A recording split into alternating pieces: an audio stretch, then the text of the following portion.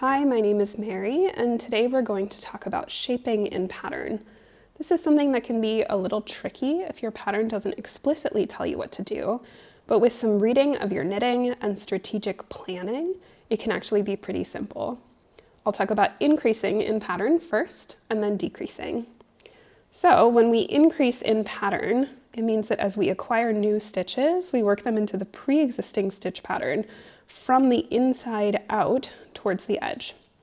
So for example, if you're working a 1x1 ribbing pattern like I am here, and the edgemost stitches are purls, like they are inside the markers, then as you add a new stitch to each side, the new stitches would become knits because that's what keeps the pattern consistent.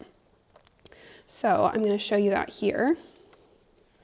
So as we look at our marked section, the first existing stitch is a purl, and so to make the next part of the pattern, we're going to add a knit here. And then work over to the other side.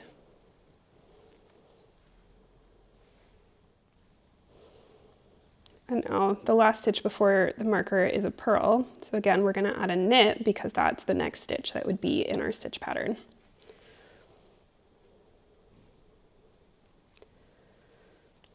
So here I'm just doing make ones, but this applies to most any increase.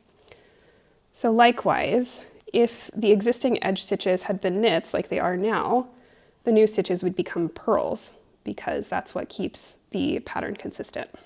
So here's what this looks like after I've worked another row in the ribbing with our newly increased stitches.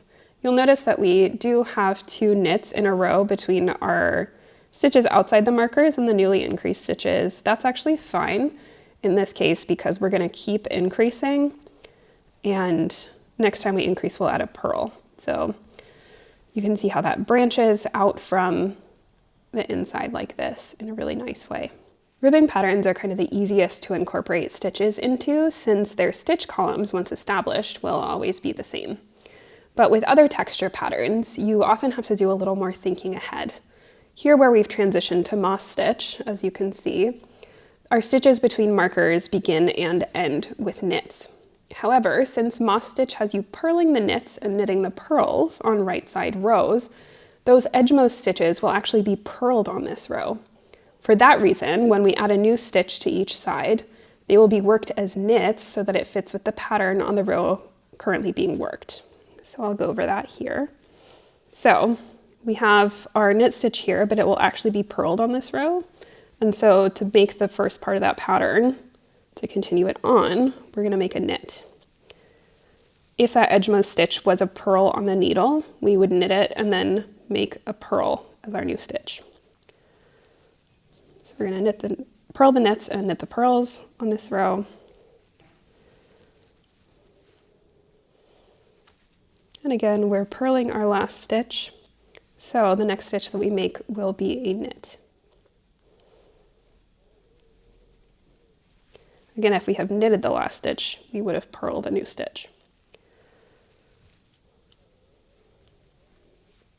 So I'm going to work another row, and you can see how the increased stitch fits in. So here's our work after another row has been done. You can see these increased stitches are integrated really nicely into the established moss stitch pattern.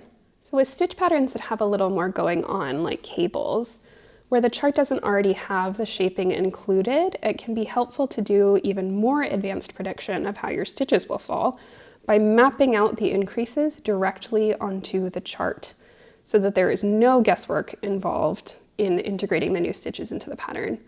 Sometimes that involves taking and cropping screenshots of the other end of the chart to create the next instance, like I've done here with Snow Palmy. You can see that since this is the full chart, the repeat is kind of in here, but I've taken the last 8 stitches of the chart and put them here because that is what we'll be doing on this side, and likewise the first 8 stitches are going to form the beginning of our new increased stitches on the other side. So say if we're increasing every 4 rows, the first increased stitches would become purls. Then, because this is where it falls on the cable, we're fudging it a little bit because of the cables, the new increased stitches will become knits here, and then knits again, followed by a couple more knits, till we finally get up here where the new increased stitches will become purls, because that's what that column will be going forward. So as you can kind of see, you'll work backward from where the previous edge of the pattern stitches has been, and start one stitch earlier and end one stitch later, as so. Oftentimes when you're increasing or decreasing in a cable pattern, you'll need to work some stitches in knit or purl as they appear until there are enough stitches to work things like cable crosses where they need to be. Your pattern will typically tell you how to handle things like this. So now we're back with our swatch to look at decreasing. So for decreasing in pattern, it is sometimes a little simpler than increasing. You'll be starting the central pattern later and ending it sooner each time you decrease. But some patterns require you to integrate the decreases into the stitch pattern itself as well. So when that's true, you'll look to see what the surviving stitch of the decrease would be worked as to tell you whether to decrease in knit or purl. So I'm going to show you on this swatch. So we'll start with a right-leaning decrease. And for a refresher, the right-leaning decreases are knit two together or purl two together. So for the right-leaning decrease, the stitch that lies on top of the fabric afterward will be the second stitch of the two involved. So we've got our first two stitches on the left needle that are going to be part of this decrease. So before the decrease, you'll want to determine what the second stitch on the left needle would be worked as. Here we're working in moss stitch, and the second stitch on the left needle would be a knit on this row because we're purling the knits and knitting the purls. So we'll work a knit two together.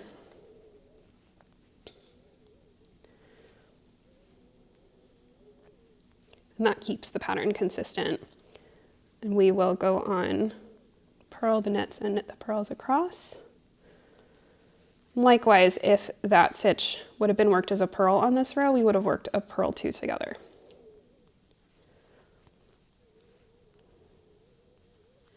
So now we're at the last two stitches of the row to look at what a left-leaning decrease will look like. So for that, the surviving stitch is actually the first stitch on the left needle. So you'll look at what that would be worked as on the current row to determine how your decrease will be worked. So again, this first stitch here, it looks like a purl on the needle, so that means that we'll knit that on this row. So that means that we will work a slip-slip knit as our left-leaning decrease. And again, if that would have been worked as a purl on this row, I would have worked a slip-slip purl.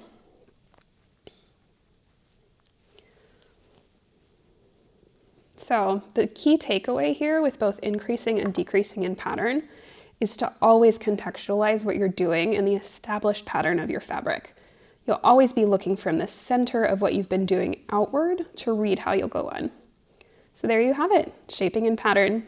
Happy knitting!